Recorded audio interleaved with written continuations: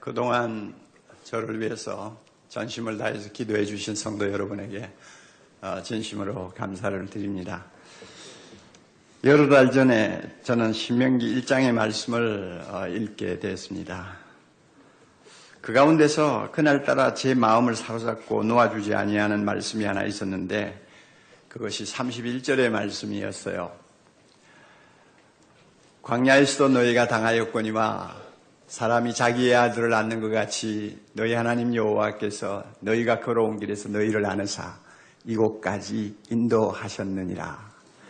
그 말씀을 가지고 계속 제가 마음에 묵상을 했습니다. 하나님이 이스라엘 백성을 안으사 아비가 자식을 낳는 것 같이 안으사 하는 그 말씀이 마치 대문자로 쓰여진 글자처럼 제 마음에 확 들어와서 닿았습니다. 그래서 자연히 그 말씀은 보통 말처럼 들리지 아니했죠.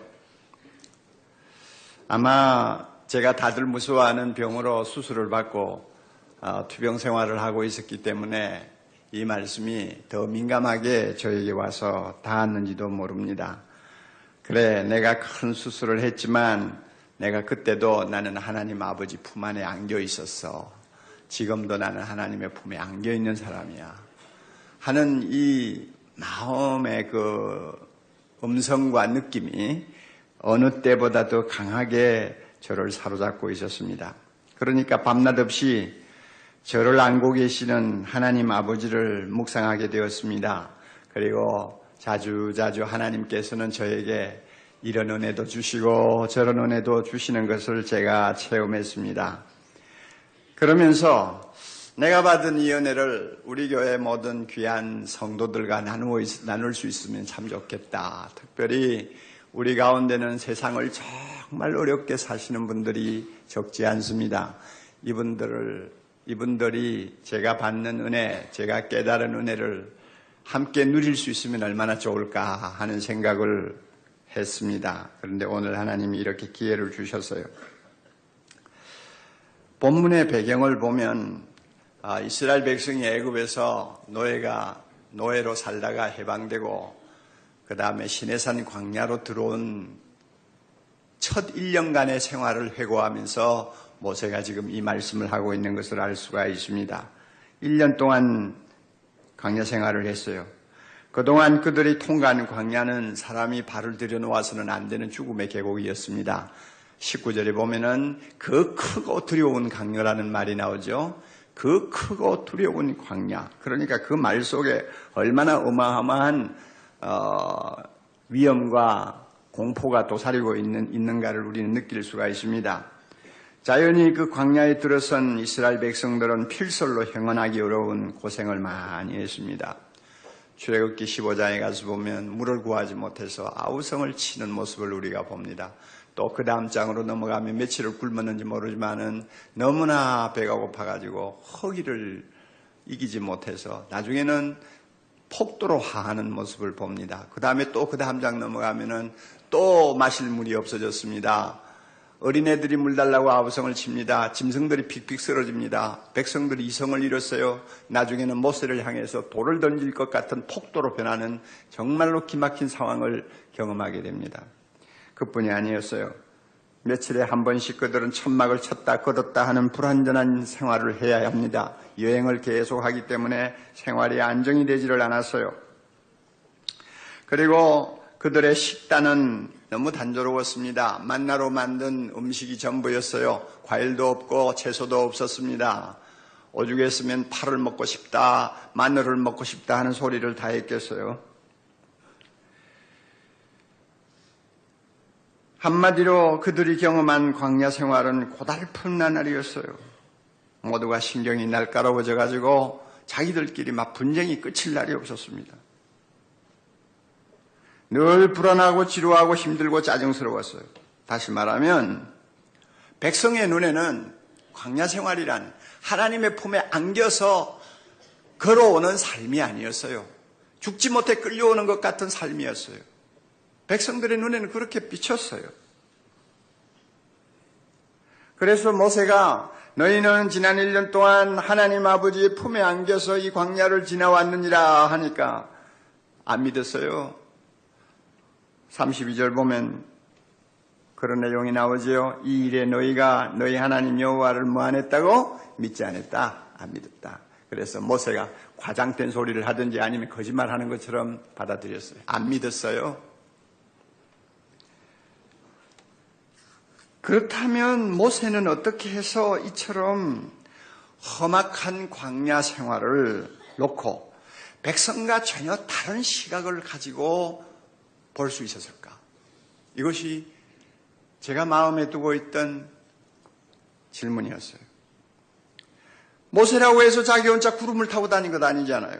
백성들과 똑같이 그는 고생을 하면서 광야 생활을 했습니다.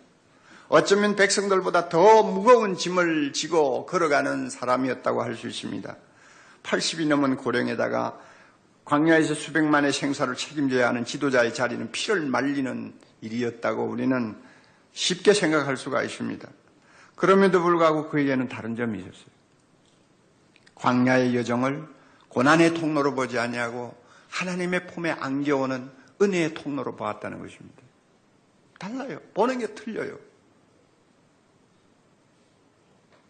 백성은 숨막히는 환경만 쳐다보고 있었지만은 모세는 전능하시고 자비로우신 하나님 아버지에게 눈을 고정하고 광야 생활을 했습니다. 백성은 아래를 쳐다보고 있었지만은 모세는 위를 쳐다보고 있었어요. 벌써 백성과 모세는 달랐어요. 따라서 모세는 1년 동안 걸어온 광야의 여정을 돌이켜볼 때 안아주시는 아버지의 품, 안아주시는 아버지의 은혜라는 말을 빼놓고는 지난 1년을 도무지 설명할 수 없다는 것이 그가 느끼는 은혜였고 감정이었어요. 본문을 보면 31절에 아비가 자기 아들을 낳는 것 같이 하면서 여호와께서 너희를 안으사 이런 말씀 나오죠. 이 품에 안고 오셨다는 말씀을 중심으로 해가지고 앞뒤로 세 가지 중요한 사실을 모세가 지적하고 있습니다. 여러분이 잠깐 보셔도 돼요. 첫 번째는 뭘 지적하느냐 하면은 30절에 끝에 가서 너희를 위하여 싸우시는 하나님 아버지, 너희를 품에 안고 지금까지 광야를 걸어오시면서 너희를 대신해서 싸우신 아버지시다. 그 말이 뭐예요? 광야의 위험에서 보호해 주셨다는 말이에요. 아말렉과 같은 적군이 공격했을 때도 그 전투에서 해를 당하지 않도록 보호해 주셨다는 말씀이요. 보호해 주시는 아버지. 그 다음 절에 넘어와가지고는 자식처럼 안고 뭘 했어요? 끝에 가서 이곳까지 이르게 하신 아버지 하나님. 이곳까지 이르게 하셨다. 그건 뭘 의미합니까? 그 광야길을 걸어오면서 필요한 것을 다 공급해 주신 아버지였다는 이야기입니다. 배고플 때 만나 주셨어요. 목이 타들어갈 때에 반석을 쳐서 물을 내서 신선한 생수를 마시게 하셨어요. 앞길이 보이지 아니할 때에 하나님께서 필요한 것들을 다 허락해 주셨어요. 고기 먹고 싶다 하면 고기 주셨어요. 발이 불을 트지 않게 하셨어요. 길을 오는 동안 필요한 것을 다 공급해 주시는 아버지. 그 다음에 33절에 넘어가면 끝에 가서 너희가 갈 길을 지시하신 하나님 아버지. 갈 길을 지시하신 하나님 아버지. 광야에 무슨 길이 있습니까? 광야에는 길이 없어요. 동서남북을 헤아리기도 어려운 너무나 험악한 무서운 곳이에요. 그곳에서 불기둥으로 구름 기둥으로 하나님은 이스라엘 백성이 발을 옮겨 놓아야 될 길을 열어주셨어요. 그러니까 인도하시는 하나님 아버지. 이런 사실을 모세가 마음에 두고 종합해 보니까 모세의 눈에는 하나님이 어떤 분이냐, 광야 생활은 어떤 삶이었느냐, 하나님이 자기 백성을 품에 안고 광야를 걸으시면서 품에 안고 걸으시면서 자상한 아버지처럼 보호해 주시고 공급해 주시고 인도해 주시는 분이었다 하는 것입니다. 이게 모세가 확신한, 또 모세가 누구 어떤 말에도 흔들리지 아니할 수 있는 마음의 믿음이었습니다. 모세는 그렇게 보았어요. 이런 이유 때문에 모세는 그 뒤로 평생 하나님을 자비로우신 아버지로 늘 생각하고 믿고 사랑했어요.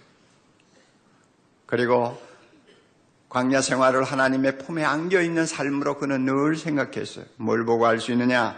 39년이 흘러갔습니다. 모세가 임종을 앞두고 마지막 설교를 하는 자리입니다. 신명기 32장 6절에 넘어가 보면 모세가 이런 말을 백성들에게 마지막으로 합니다. 그는 내 아버지시다. 하나님은 내 아버지가 되신다. 그는 너를 지으신 이가 아니시냐. 구약에서 하나님을 아버지라고 제일 먼저 부른 사람이 누군지 아세요? 모세예요. 조금도 이상한 일이 아니에요. 모세는 하나님을 자비로운 아버지로 보았어요. 그래서 숨이 끊어지기 전에도 백성들에게 하나님은 너의 아버지가 아니시냐 하고 질문하고 있어요. 그리고 33장 27절로 넘어가면 똑같은 내용에서 임종을 앞두고 그는 이런 말을 합니다.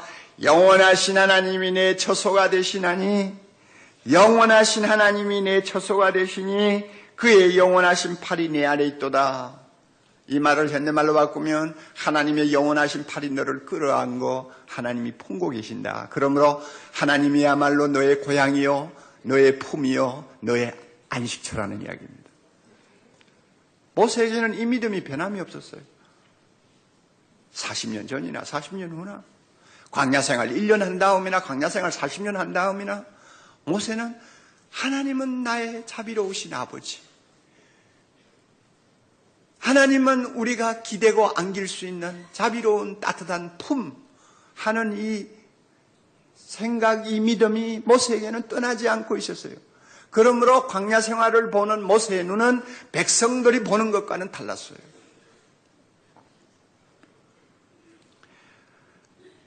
사랑하는 성도 여러분, 우리 역시 모세처럼 되어야 되지 않을까요? 우리 역시 모세와 같은 영적 눈을 뜨고 하나님을 아버지로, 나는 그의 품에 안긴 사랑받는 자식으로 늘 고백하고 느끼고 감사하는 사람이 되어야 되지 않을까요? 왜냐하면 우리가 살고 있는 세상은 이스라엘이 통과했던 시내산 광야보다 더 크고 무서운 곳입니다. 온갖 위험이 도사리고 있습니다. 한치 앞을 예측할 수 없는 미지의 길입니다. 그럼에도 우리는 천국에 들어가는 그날까지 발걸음을 옮겨 놓아야 하는 나그네입니다. 눈물과 땀이 그 길에 서려 있습니다. 지루하고 고독한 길입니다. 이게 우리가 걸어가는 한평생의 인생길이에요. 캠브리지 대학의 맥그레스라고 하는 교수가 쓴 글 속에 참 마음에 와닿는 말이 하나 있었어요. 인생이 뭐냐? 처음에는 잠깐 걸으면서 즐기는 산책인 줄 알았는데 막상 걷고 보니 미처 준비가 안 된 채 달려야 하는 마라톤으로 바뀌는 것이 인생이다 그랬어요. 어린 시절 철모를 때 부모의 사랑 듬뿍 받고 모든 것이 참 아름답게만 보일 때는 잠깐 걸으면서 즐기는 산책인 것처럼 착각하죠. 그러나 이제 좀 더 걷다가 보면 준비가 안 됐는데 끝까지 달려야 되는 마라톤이 되어버리는 거예요. 그 마라톤을 달리면서 얼마나 많은 사람이 지쳐서 쓰러지는지요, 얼마나 많은 사람이 탈락하는지요, 얼마나 많은 사람이 절망에 빠지는지요. 그렇죠. 이게 우리가 가는 인생길입니다. 그러나 우리가 이런 인생 여정을 보면서 모세의 눈을 가지고 하나님을 보고 내가 걸어가는 광야의 길을 본다면 얼마나 좋을까? 예? 태산을 넘어 황곡을 가도 빛 가운데로 걸어가는 나그네로서 한 생을 살 수 있다고 저는 믿습니다. 사실 우리는요, 구약시대에 살고 있었던 모세에 비해서는 엄청난 복을 누리고 있는 사람들입니다. 모세하고 비교가 안 돼요. 우리는 지금 모세를 대단한 것처럼 봅니다마는 율법의 시대에 그렇게 위대한 모세도 은혜의 시대에는 작은 사람이 지나지 않습니다. 그만큼 우리는 엄청난 복을 받고 있어요. 왜 그런지 아세요? 하나님이 우리를 사랑하시는 아버지가 되신다 하는 것을 모세가 안 것 비해서는 우리는 너무나 많이 알고 있고 자상하게 알고 있고 확실하게 알고 있기 때문입니다. 왜 그렇게 되었습니까? 예수님이 세상에 오셔서 우리를 위해서 해주신 큰 일 가운데 하나가 하나님이 아버지 되시는 것을 가르쳐 주셨다는 것입니다. 예수님이 오셔서 하신 일 중에 제일 중요한 것이 그거예요. 하나님이 우리 아버지 되신다. 그리고 그 하나님이 어떤 분인가를 예수님이 보여주셨어요. 요한복음 14장 9절에 주님이 이렇게 말씀하셨죠. 나를 본 자는 누구를 봤다? 아버지를 보았느니라. 기가 막힌 말씀이에요. 나를 본 자는 아버지를 보았느니라. 그러므로 여러분이 하나님을 아버지로 보고 싶으면 사복음서를 펴놓고 예수님이 행하신 일과 예수님이 하신 말씀을 따라가면서 조용히 은혜를 받으면은 하나님을 아버지로 모시고 아버지로 마음에 느끼는 것은 조금도 어렵지를 않아요. 예수님은 세상에 오셔서 하나님은 이런 분이시다 하고 보여주셨어요. 하나님이 누구냐? 가난하고 병든 자들을 가까이 하시는 자비로우신 아버지. 하나님이 누구시냐? 죄인을 가까이 하시고 그들을 용서하시고 품어주시는 아버지. 하나님은 누구시냐? 좋은 것은 무엇이든지 우리에게 주시려고 하시는 자비로우신 아버지. 너희가 악한 자라도 자녀에게 좋은 것을 줄 알거든 하물며 하늘에 계신 너희 누구요? 아버지께서 구하는 자에게 좋은 것을 주시지 않겠느냐. 이런 것을 가르쳐 주신 분이 누구예요? 우리 예수님이에요. 모세는 이런 거 몰랐어요. 예수님 이전 시대 사람이니까. 그러나 우리는 알고 있잖아요. 그리고 예수님은 자기도 세상에 사실 동안 날마다 하나님을 향해서 아버지하고 부르면서 사신 분이에요. 요한복음 17장은 예수님이 세상을 떠나시기 바로 직전에 제자들에게 고별사를 하시고 나서 제자들을 위해 기도해 주신 기도 내용이 들어있어요. 별로 길지 않는 본문이에요. 요한복음 몇 장이라고 그랬죠? 17장. 그런데 그 안에 예수님이 하나님을 아버지라고 몇 번이나 불렀는지 집에 가서 한번 세보실래요? 39번이나 아버지.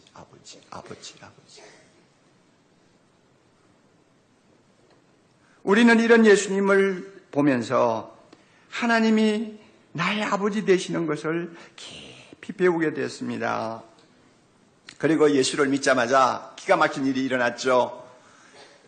누구든지 영접하는 자 곧 그 이름을 믿는 자들에게는 하나님의 자녀가 되는 권세를 주셨으니, 이 말을 바꾸면 하나님이 너의 아버지가 되는 권세를 주셨으니. 그래서 우리는 예수 믿자마자 나도 모르게 하나님을 아버지라고 부르는 사람이 되어버렸습니다. 할렐루야. 그리고 사실 우리 본능 가지고는 보이지도 않는 하나님을 아버지라고 감히 부를 수가 없잖아요. 하나님 하면 무서운 생각이 먼저 들지 아버지라고 느껴집니까? 간에 털이 났지. 그렇잖아요.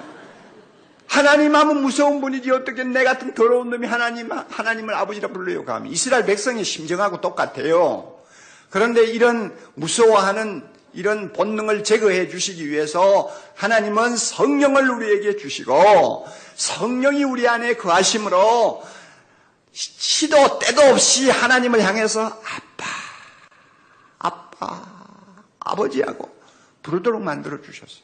꼭 예수님이 세상에 사실 때 하신 것처럼 우리도 그렇게 하도록 성령께서 우리를 감동시키고 계세요. 그래서 로마서 8장 15절 너희는 다시 무서워서 벌벌 떠는 종의 영을 받지 아니하고 양자의 영, 아들의 영을 받았으므로 아버지를 향하여 아빠 하고 부르짖느니라 그랬어요. 우리가 받은 은혜가 얼마나 큰지요. 그러므로 우리가 하나님 아버지 되심을 알고 믿는 점에서는 모세와 비교가 되지 않아요. 엄청난 특혜를 누리고 있습니다. 우리 중에 아무도 하나님의 아버지라는 것을 모르는 사람도 없고 하나님을 아버지라 부르기를 주저하는 사람도 없어요. 사도신경으로 우리가 신앙을 고백할 때도 제일 먼저 나오는 고백이 뭐예요? 전능하사 천지를 만드신 하나님 아버지를 내가 믿사오며. 저는 매일 이 고백을 하면서 좀 말을 바꿔요. 전능하사 천지를 만드신 분이 하나님이신 줄 믿사오며 그 하나님이 내 아버지 되심을 믿습니다. 할렐루야. 그러니까 달라지더라고요. 여러분도 한번 바꿔서 고백해 보세요. 달라지더라고요. 주님이 가르쳐주신 주기도문을 외울 때도 하늘에 계신 우리 아버지시여. 얼마나 가슴이 포근합니까? 온 천지 만물 위에 높이 자정해 계시는 하나님, 온 우주를 소유하고 계시는 그 하나님이 나의 아버지 되신다. 우리 날마다 그렇게 하고 살아요. 그러나 이 시간 우리가 진지하게 물어야 될, 정말 진지하게 물어야 될 질문이 하나 있습니다. 사랑하는 성도 여러분, 여러분 자신에게 물어보세요. 제가 질문을 던질게요. 하나님이 아버지라는 것은 믿고 고백은 하지만 이 무서운 세상에서 나를 안고 걸어가시는 아버지라고 진짜 믿어지느냐 하느냐.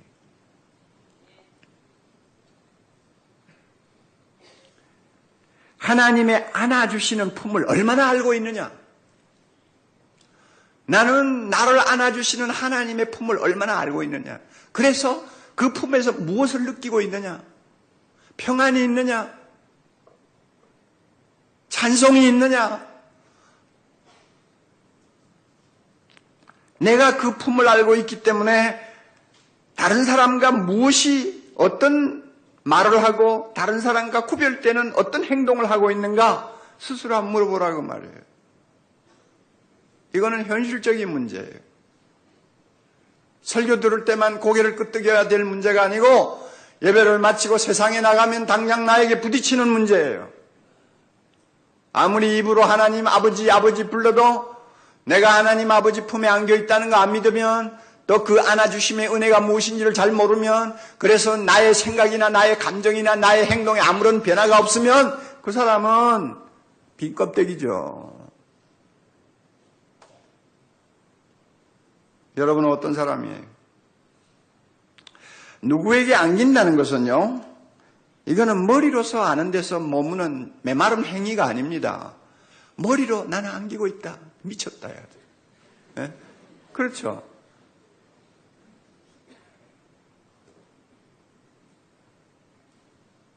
첫사랑에 빠진 남녀가 뭐 어떻게 서로 포옹을 해주고는 집에 돌아와서 안기고 있는 그 흥분 속에서 깨어나지 못하는, 그건 내 이해를 해요. 그러나 한 번도 보지 못한 하나님의 품에 나는 안겨 있어. 머리만 가지고 그 되는 일이 아니에요. 안긴다는 것은 온몸으로 느끼고 경험하는 행위예요. 아무리 영적인 것이라도 그것은 나의 전인격을 흥분시킬 수 있는 문제요. 내 전인격이 느끼고 내 전인격이 확인할 수 있는 행위지, 머리로만 가지고 막연히 생각하는 거 아니에요. 오프라 윈프리라고 하는 이름을 여러분이 들어보셨으리라고 봅니다. 미국에서 지금 가장 탁월한 텔레비 톡쇼 진행자입니다. 그 사람의 역량은 엄청납니다. 2004년 유엔이 선정한 올해 세계 지도자상을 받은 흑인 여성이에요.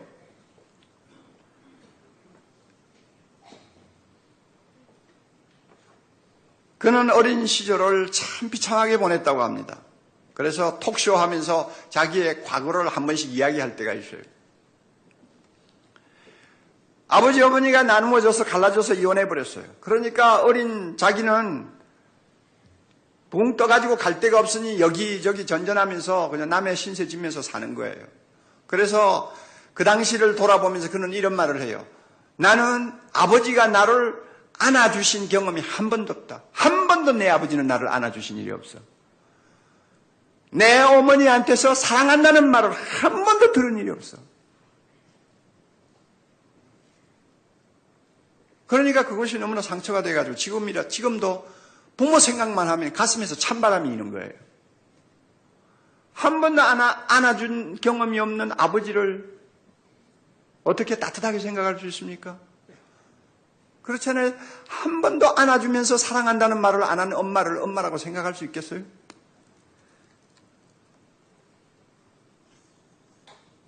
우리 중에도 입으로는 하나님을 아버지라 부르지만 가슴은 싸늘하게 식어 있는 분들이 적지 않을 거예요. 이것은 불행한 이야기입니다. 하나님 이 시간 은혜 주셔서 치유해 주시기를 바랍니다.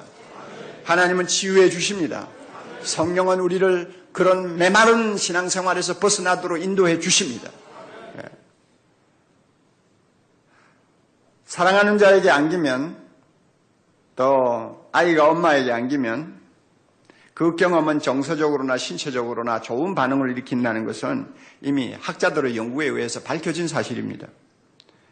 몇 년 전 미국 정신신체학회에서 이런 말을 했어요. 안아주면 건강해진다. 안아주면 건강해진다. 말을 바꾸면 안기면 건강해진다. 그래서 안기는 느낌을 자주 맛보는 아이는 건강하게 자란대요. 이 몸을 접촉하는 접촉이 몸을 편안하게 해주고 스트레스를 줄여준다는 것입니다. 그만큼 안긴다는 것은 실제적인 일이에요. 이것이 어찌 몸에만 해당하는 이야기겠어요? 우리의 영혼에도 그대로 해당되는 말씀이에요. 누가 속 사람이 건강할 수 있습니까? 누가 험한 세상에서 마음의 평안을 가지고 살 수 있습니까? 누가 이 혼잡한 세상에서 스트레스로부터 자유할 수 있습니까? 누가 두려워하지 않냐고 당당하게 문제를 극복할 수 있습니까? 누가요? 하나님 아버지의 품에 안겨 있는 것을 실제로 느끼고 체험하는 사람이에요.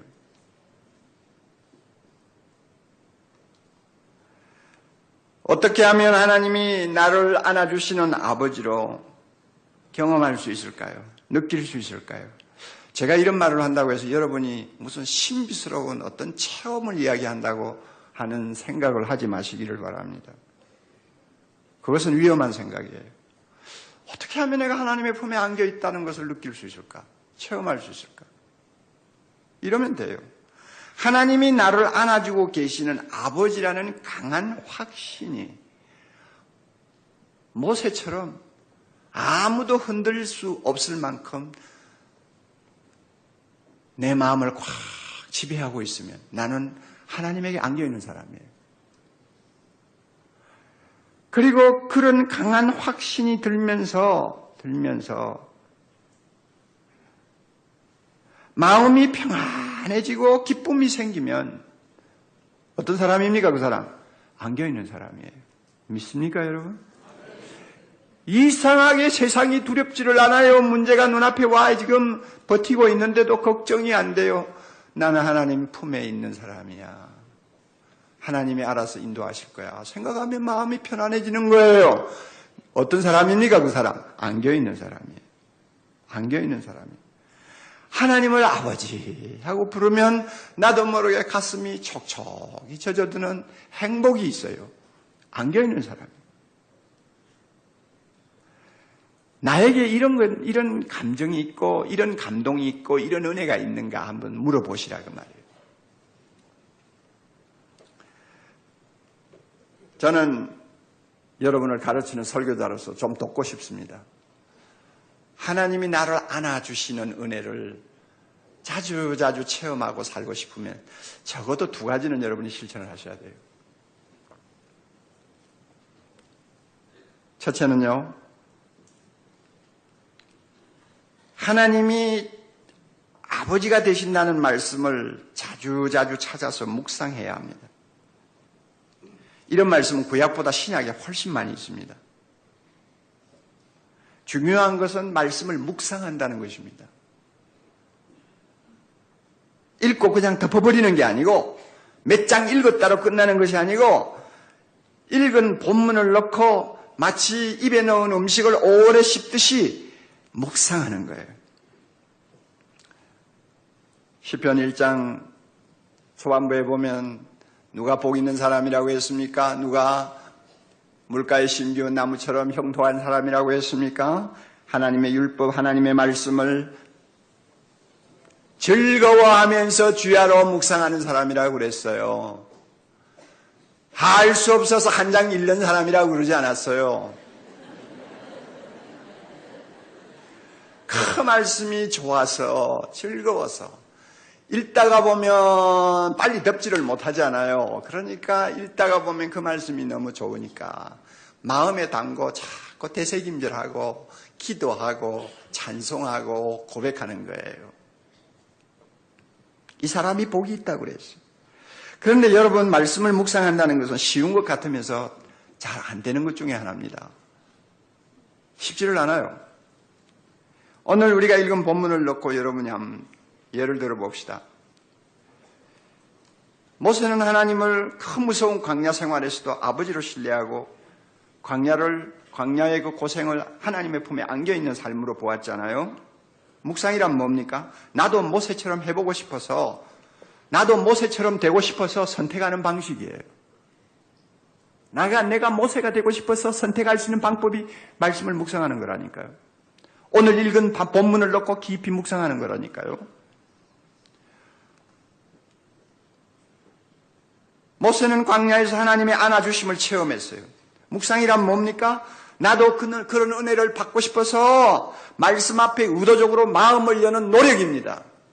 의도적으로 마음을 말씀 앞에 열어놓는 노력이에요. 이게 묵상이에요. 한마디로 요약하면 말씀 속에 있는 모세의 자리에 나를 갖다 놓고 생각하고 고백하고 기도하는 것이 묵상입니다. 이런 묵상을 통해서 나는 오늘의 모세가 되는 것입니다.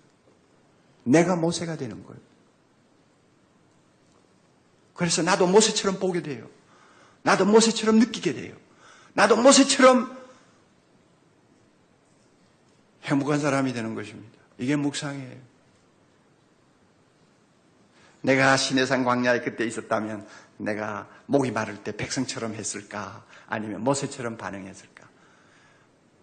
모세처럼 되어야지. 모세에게 다른 점이 뭐였을까? 백성들은 문제만 보고 아우성쳤지만 모세는 신실하신 하나님을 아버지로 보았어. 나도 그렇게 해야지. 나는 지금 병을 앓고 있으면서 나는 백성처럼 반응하는 사람인가 아니면 모세처럼 반응하는 사람인가? 모세처럼 되어야지. 내가 아파도 나는 하나님 품에 안겨있는 사람이야. 내가 가난해도 하나님의 품에 안겨있는 사람이야. 내 비록 직장을 구하지 못하고 눈앞이 캄캄하지만 나는 하나님의 품에 안겨서 광야를 가는 사람이야.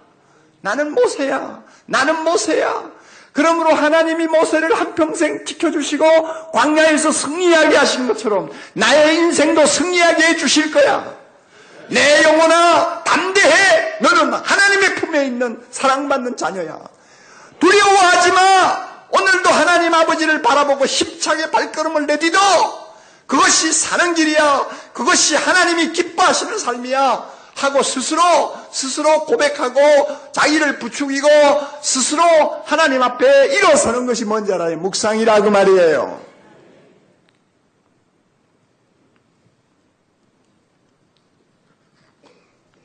이런 묵상을 통해서 우리는 오늘의 모세로서 이 세상을 살고 있습니다. 그래서 광야의 고난을 변장된 축복으로 바꾸어 주시는 하나님의 은혜를 맛보게 됩니다. 이렇게 묵상할 때 성령께서 우리에게 기름을 부으시고 하나님의 안아주심을 체험하게 해주십니다. 몸을 굽히고 우리를 안아주시는 자비로우신 아버지 하나님을 만나게 해주십니다. 그리고 그의 품에 안겨 광야를 통과하는 황홀한 드라마의 모세처럼 나도 동참하는 것입니다. 이게 묵상이 주는 은혜예요. 이렇게 하려면 적절한 환경을 만들려고 노력해야 됩니다. 적절한 환경, 아버지와 자녀 사이에는 나쁜 감정이 끼면은 어색해지는 것 여러분 잘 아시죠? 하나님과 우리 사이에도 나쁜 감정이 끼일 수 있어요. 그러므로 적절한 환경을 만들어서 마음에 생각되는 죄가 있으면 고백을 합니다. 그리고 어린아이처럼 하나님을 갈망합니다. 고독과 침묵의 시간을 만듭니다. 마음을 열어놓고 부르짖는 기도를 합니다. 그래서 말씀의 묵상이 가능할 수 있는 환경을 만드는 것입니다. 오늘날 많은 분들이 바쁘다는 핑계로 이렇게 적절한 환경을 만드는데 너무나 등한히 해요. 너무나 등한히 해요. 그냥 모든 사람들이 돈에 함몰되어 버린 것 같아요. 명예와 건강, 온갖 흥미거리에 몰입하다가 하루를 소진해 버립니다. 텔레비나 신문에 매달려서 하루 종일 돌아치다가 나중에는 시간을 다 내보내고 낭비하고 맙니다. 적절한 환경을 만들지 못하니까 묵상을 못하는 거예요. 이런 사람은 교회를 다녀도 머리는 하나님 아버지지만 마음은 아버지가 아니에요. 여러분이 이런 메마른 사람 되지 마세요. 손해는 내가 보니까요. 적절한 환경을 만들고 하나님의 말씀을 묵상하십시오. 요사이 하도 세상이 바쁘니까 애들이 아빠 얼굴 보기 어렵다고 그러잖아요. 어떤 통계를 보니까 이거는 미국입니다마는 아빠가 하루에 자기 아이들하고 마주 앉아서 얼굴을 맞대고 말을 나누는 시간이 10분도 안 걸린다고 그래요. 10분도 안 된다고 그래요. 그러니까 점점 더 서먹서먹해지지요. 하나님과 우리 관계도 마찬가지예요. 적절한 환경을 만들어서 하나님의 말씀을 묵상하면서 하나님을 아버지라고 부를 수 있는 은혜를 자주자주 체험해야 되는데 바쁘다는 핑계로 그런 시간을 만들지 않으니까 묵상을 못하죠. 묵상 못하니까 점점 두 사이가 서먹서먹해질 수밖에 없잖아요. 여러분 부탁합니다. 10분, 하루 10분이라도 좋습니다. 아니 20분이면 더 좋습니다. 적절한 환경을 만드세요. 그리고 말씀 앞에서 하나님을 만나세요. 그의 품이 어떤 것인가를 여러분이 경험하세요. 또 한 가지 가르쳐 드립니다. 하나님 아버지의 품에 안겨있는 자녀처럼 행동해야 합니다. 하나님의 품에 안겨있는 자녀처럼 행동하는 것. 여러분 여기서 마치 뭐처럼 행동한다는 말을 마음에 기억하세요. 뭐처럼 행동하는 것. 세르반테스가 쓴 돈키호테라고 하는 책을 여러분이 잘 기억하실 겁니다. 그 책의 주인공 돈키호테는 그 당시 중세기에 온 천지에 만연한 부정과 비리를 도려내고 학대받는 백성들을 해방시킬 수 있는 기사가 되기를 열망했어요. 그래서 나중에는 자기가 마치 기사가 된 것처럼 행세를 하는 거예요. 이게 소설 내용입니다. 그런데 이 소설이 주는 메시지는 엄청난 것이라고 학자들이 이야기합니다. 돈키호테의 소설이 주는 메시지가 뭐냐? 기사가 되고 싶으면 기사처럼 행동해라 합니다. 이 말을 바꾸어서 어떤 신학자는 이런 말을 합니다. 성자가 되고 싶으면 성자처럼 행동해라. 예수의 제자가 되고 싶으면 제자처럼 행동해라. 남편을 사랑하고 싶으면 애인처럼 행동해라. 그 이야기예요.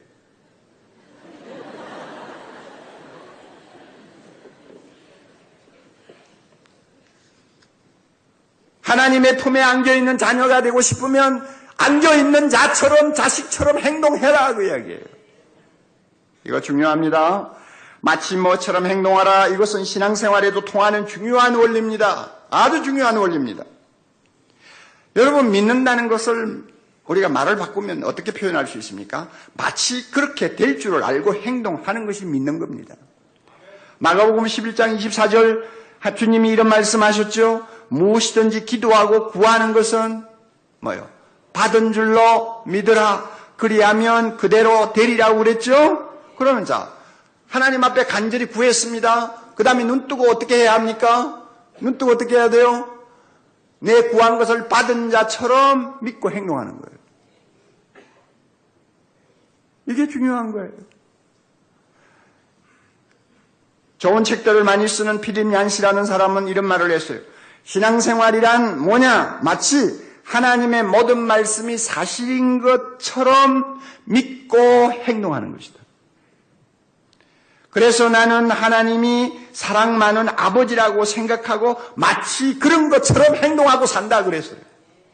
그게 믿음 생활 아니에요. 믿음은 행동이에요.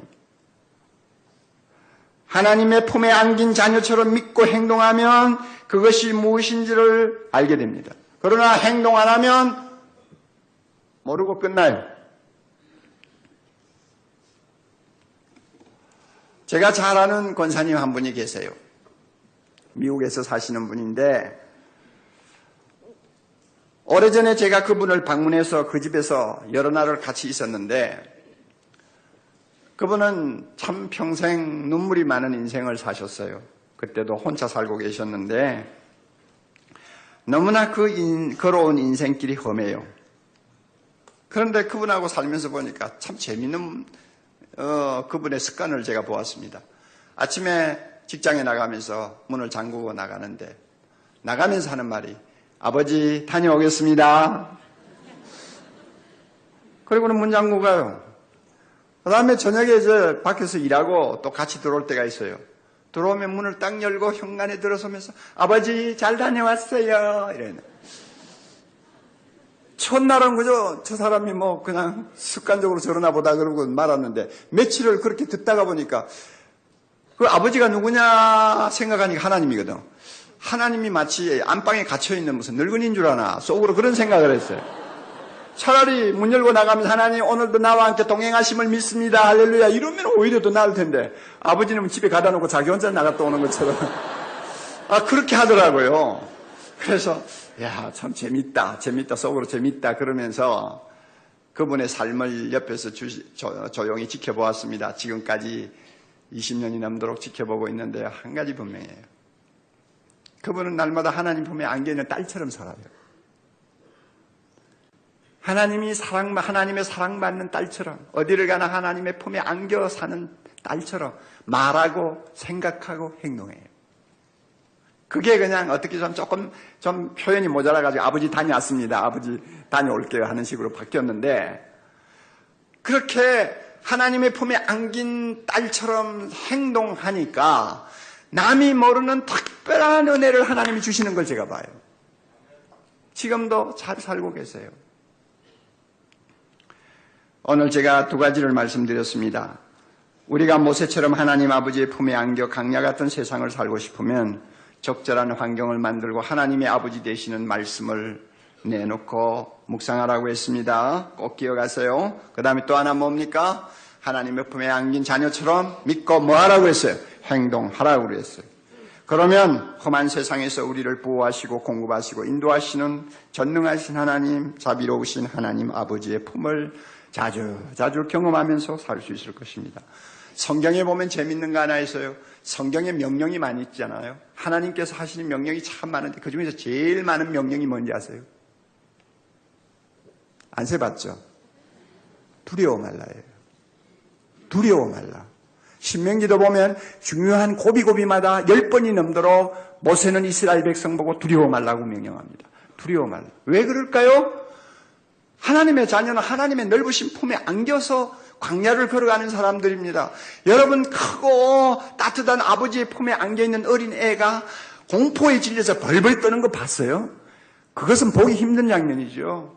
아버지의 품에 있는 자녀는 떨지 않아요. 그러므로 하나님께서도 우리 보고 두려워하지 말라고 하는 것입니다. 두려워하지 말라고 하는 것입니다. 사랑하는 형제자매 여러분, 지금 당장 살아야 할 일이 꿈만 같아서 공포가 몰려옵니까? 내 안에 내 앞날에 무슨 일이 생길지 불안해서 두렵습니까?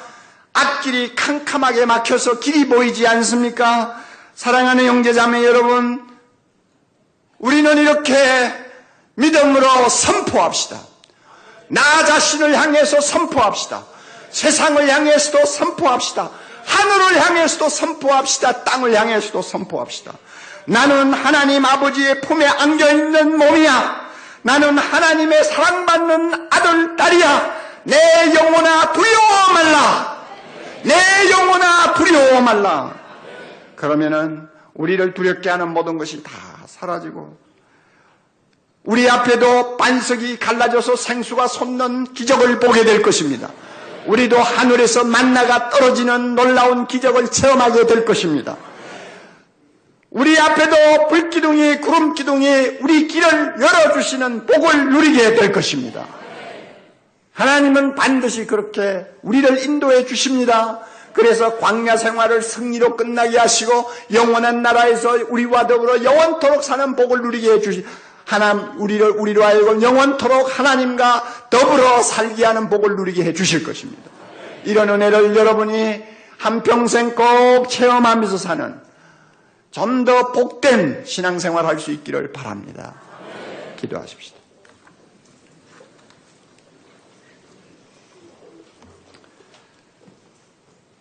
자비로우신 하나님 아버지, 우리를 품에 안으시고 무서우니 광야 같은 세상을 걸어가시는 하나님 아버지, 우리를 너무너무 사랑하셔서 가슴에 꼭 품고 모든 환난에서 막아주시고 모든 필요한 것을 공급해 주시고 갈 길을 열어주시는 자비로우신 하나님 아버지, 우리는 주님을 이 시간 바라봅니다. 은혜를 주시옵소서. 들은 말씀이 내 마음속에 뿌리가 내리도록 은혜를 주시옵소서. 하나님이 우리를 안아주시는 이 말씀이 세미한 음성이 되어서 낮이고 밤이고 우리의 마음에서 떠나지 않는 주의 귀한 음성이 될 수 있도록 축복해 주시옵소서. 그리하여 우리가 이 세상을 두려워하지 아니하고 하나님을 찬양하면서 걸어가게 하시고, 때를 따라 반석을 쳐서 생수를 내시는 하나님의 손길을 체험하게 하옵시고, 불기둥 구름기둥으로 우리 길을 인도하시는 하나님을 우리가 경험하게 하옵소서. 이 가운데 인생을 살기가 너무나 어려운 형제자매들, 주여 낙심하지 말게 하시고 주님의 품에 안겨서 승리하는 하루하루가 되도록 축복해 주시옵소서. 예수님 이름으로 간절히 기도드리옵나이다. 아멘.